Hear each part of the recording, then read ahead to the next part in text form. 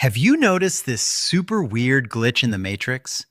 You open up Instagram, and it suddenly feels like you're the absolute last broke person left in America. Your friends and coworkers are suddenly pulling up in brand new Teslas or flexing a multi-thousand-dollar designer bag on some beach in Hawaii. But what if I told you that if you peeked into their bank accounts, you wouldn't even believe it? They are probably way more broke than you are, literally borrowing money just to make next month's rent. And look, I promise I'm not just being a hater here. Today, we are bringing out the hardcore financial data to expose these fake rich people once and for all.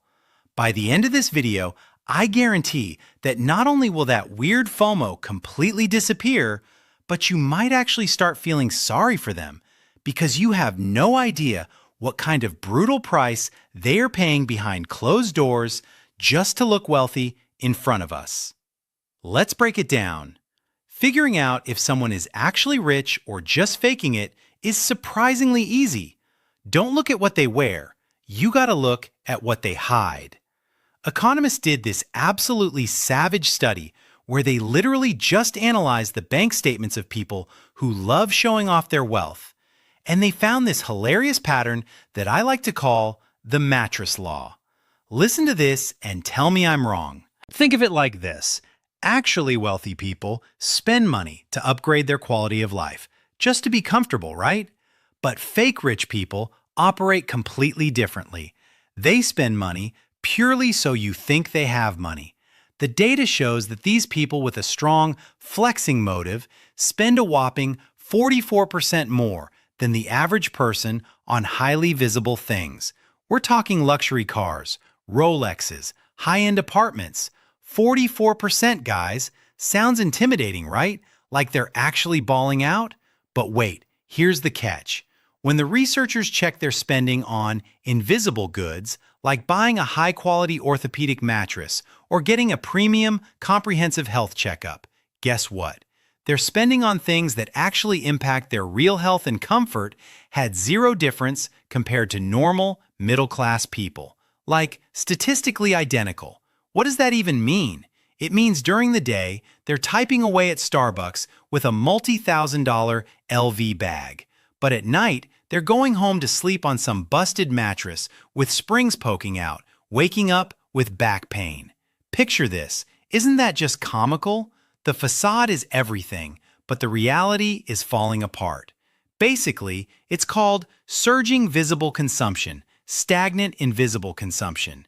They are completely willing to blow tens of thousands of dollars to make their image look golden, but they refuse to drop a couple $100 for a good night's sleep. Now, I know exactly what you're thinking. Where are they even getting the money for these supercars and luxury watches? It doesn't just fall from the sky, right? I have a buddy working at a dealership who gave me the inside scoop. And let's be real, the financial mindset of young people right now is completely unhinged. On the surface, you see them pulling up to Trader Joe's in a Porsche Macan to buy organic veggies. But behind the scenes, they're literally hesitating to fill up the tank, settling for $20 of regular gas just to get by. This whole suffering just to flex thing isn't an isolated incident in America anymore. It's turned into an absolute phenomenon. We've all been there. You look at that one coworker making the exact same salary as you, maybe even less, but somehow they're rocking fresh, new season sneakers every month and eating out at $100 a plate spots every single night. You start questioning yourself like, am I just trash at managing money, or do they have a secret trust fund? Do not fall for that illusion. Once we expose the actual bills behind their cars, you're going to see what going bankrupt for the flex truly looks like. You're driving down the 405 freeway in LA, or grabbing a ridiculous $20 smoothie at Erewhon, and the streets are just flooded with G-Wagons and Porsche 911s. You naturally assume these people are loaded, right? Like they've crossed the wealth gap and hit financial freedom long ago. Plot twist. The reality is going to drop your jaw. Check this out. This is fresh, hardcore data from 2026. Out of everyone buying a new car right now, Almost a quarter of them, we're talking 22.4%, are signing up for what kind of loan contract? You're not going to believe this. 84-month super auto loans. That is 7 full years. It is absolute insanity. For you and me, financing the newest iPhone for 2 or 3 years is pushing it. These guys are financing a car for 7 years. What does 7 years even mean? By the time it's over, the warranty is completely toasted. The engine is probably leaking oil, and they are still sweating over monthly payments for a Flex from a decade ago. It boils down to the scariest word in finance: negative equity. Meaning, the car is depreciating way faster than they can actually pay it off. Make it make sense. If they tried to sell that flashy ride right now, the cash they'd get for a used car wouldn't even cover the hole they owe the bank. They are literally in debt to the bank just to look good, pressing a shiny key fob in front of you every day. But here's the crazy part. How much cash are they actually burning in this money pit every single month to keep this high-class illusion alive? The data shows the average monthly payment for a new car has skyrocketed to somewhere between $722 and $772. Wait, it gets worse. Over 20% of buyers are paying over $1,000 a month. $1,000, guys. And that is just the dry loan.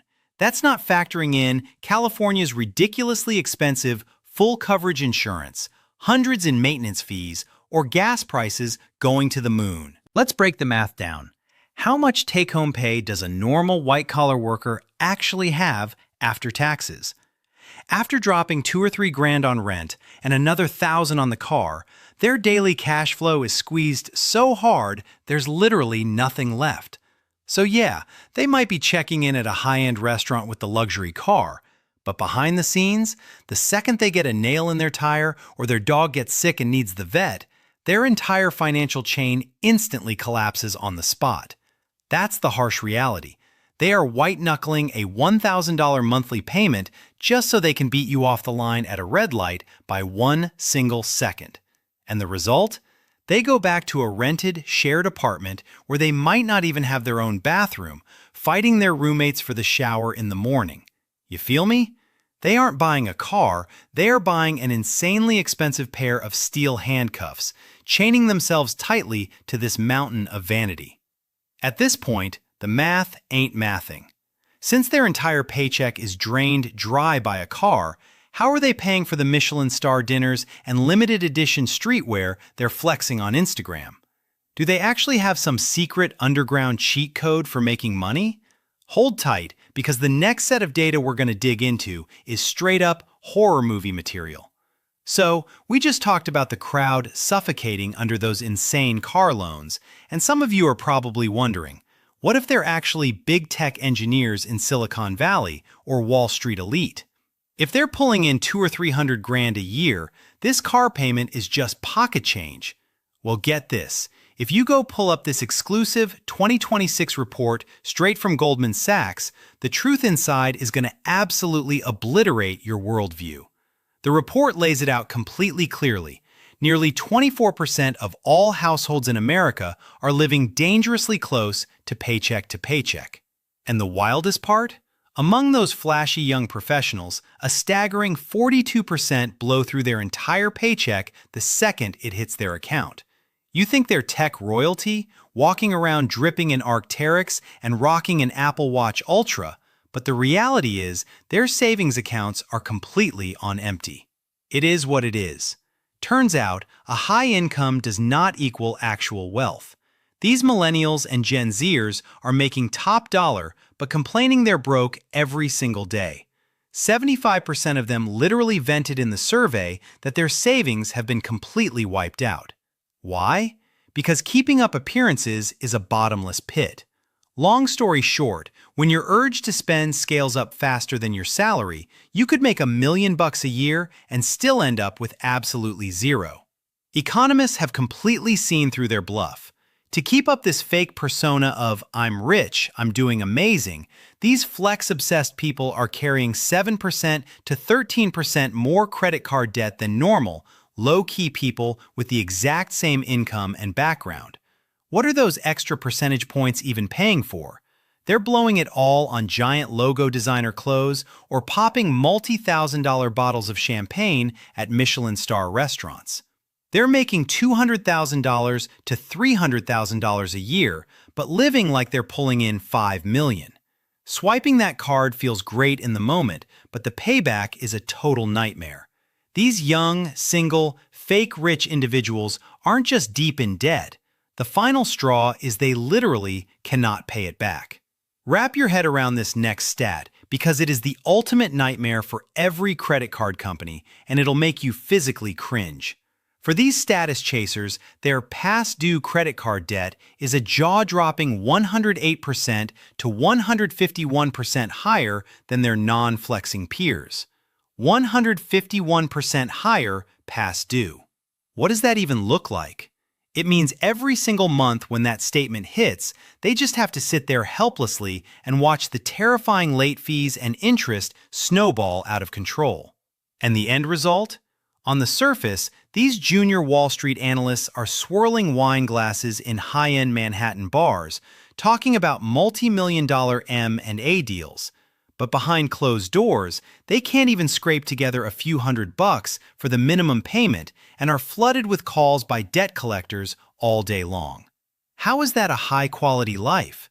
At the end of the day, they are running a personal house of cards that could collapse at any second, literally borrowing against their future to flex today. Now, when every single major credit card is completely maxed out and their card gets declined for a $5 Starbucks coffee, do these fake rich people just give up?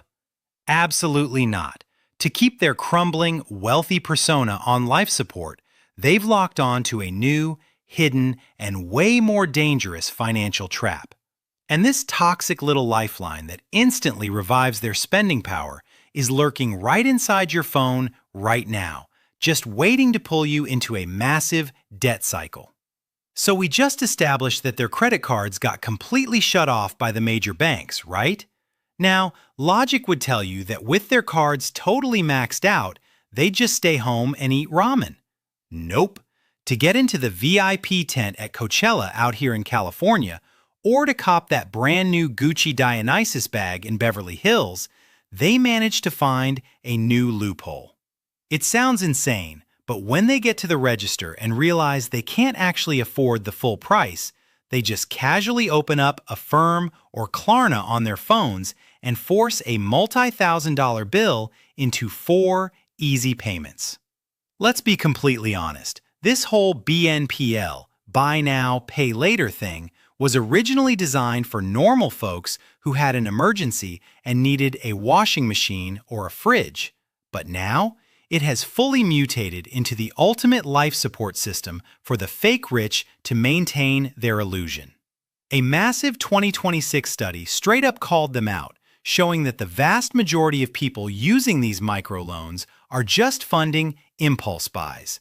We are talking 44% of them using it for pricey electronics, and another 39% dumping it all into luxury streetwear and designer accessories. They are literally financing a couple $100 pair of Yeezys. How miserable is that kind of life? The kicker is, because they are so desperately broke but obsessed with their image, they start playing this frantic game of robbing Peter to pay Paul right on their smartphones. The CFPB, the Consumer Financial Protection Bureau, actually dug into the back-end data of these major platforms and found that around 63% of buy now, pay later users are juggling multiple microloans in a single year. Even crazier, 33% of these absolute wildcards have 4 or 5 different lending apps downloaded at the same time, borrowing from one just to cover the interest on another. Their cash flow is as fragile as a piece of paper. Catching a random cold and needing medicine could literally bankrupt them on the spot. In plain English, what does this look like? On the outside, you see this young kid draped head to toe in designer gear, rocking Balenciaga dad shoes and a chrome hearts necklace, giving off major trust fund baby energy. But if you actually pulled their FICO credit score, it would be a total mess. To regular people, they look like high rollers, but to the back end of the financial system, they aren't VIP clients at all. They are just walking, ticking financial clocks with completely trashed credit scores, ready to default at any second. Here's where things get messy. The CFPB report aggressively points out that nearly 2/3 of all buy now, pay later loans end up in the hands of people with bottom-tier credit scores, aka subprime borrowers. They have no choice, really. Traditional banks blacklisted them a long time ago, so they have to rely on these online apps with zero barriers to entry and massive hidden fees just to survive. And get a load of this. Even though their credit scores are deep in the subprime level, these lending platforms are still blindly approving a shocking 78% of their loan applications. Why? Because these platforms are heavily taking advantage of their suffer for the flex mentality. As long as you dare to borrow, they dare to approve it, fully planning to harvest those brutal late fees down the line. These fake wealthy folks are living every single day in absolute terror of debt collection emails, literally calculating if they can finance a $15 trendy boba tea. So what is the point of all this? This final piece of data is going to answer all your questions, because the reason they are running these bankrupting side quests is actually ridiculously absurd. A lot of people don't realize this. Why destroy your finances so bad you can't even cover a couple $100 for an ER bill? For their own happiness? No way. The ultimate drive behind this insane borrowing is purely to flex on everyone else. Just think about it. Whenever you're scrolling through those stunning TikTok vacation aesthetics, how many past due collection notices do you think are hiding right outside the frame? The truth is honestly that simple. Recent behavioral studies found that spamming BNPL apps is perfectly linked with impulsive social media spending. They sit there staring at their screens for hours, watching someone feed pigeons in Europe or scuba dive on a tropical island, and that jealousy just spreads like a toxic poison. It gets wilder. Right now, a solid 1 in 10 Americans is literally taking out a payment plan just to scrape together travel money. That is a whole new level of wild. Here's how it actually plays out. You see them post a selfie from a luxury overwater bungalow in the Maldives holding a $100 glass of champagne with the caption, "Disconnecting, living my best life." What you don't see is that their Delta flight was split into 4 Klarna payments, and that 5-star resort swiped on a dying credit card with a 20+% APR. Honestly, they are probably sitting in that hotel room secretly eating cup noodles they packed from home. After spending 2 hours photoshopping the post, the comments roll in. "Oh my God, so jealous." Literal goals. For that split second, their ego is fed. Dopamine goes through the roof. But what happens when they close the app? Who's footing the bill? Definitely not us scrolling past. They are. For a few phantom likes online, they're going to get eaten alive by massive interest rates for the next few years. Even if you cosplay as a billionaire online, that real-life broke status is 100% real. Social media has essentially turned into a modern-day illusion. Everyone in there is walking around with a "we're all rich" filter, desperately trying to cover up their incredibly fragile cash flow. They are just hamsters sprinting on a treadmill. To keep this non-existent rich kid persona alive, they have no choice but to take on new debt to pay the old debt, right up until the day they completely burn out. Bottom line, actual wealth is absolutely not a giant designer logo on your chest or some busted car you financed for 7 years. There's an old Wall Street saying that hits the nail right on the head. Real wealth is having "forget you" money. What does that mean?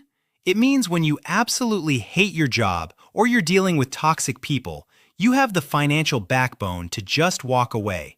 You can literally shout, "I'm out," instead of swallowing your pride and acting like a puppet because you're terrified of missing next month's car payment.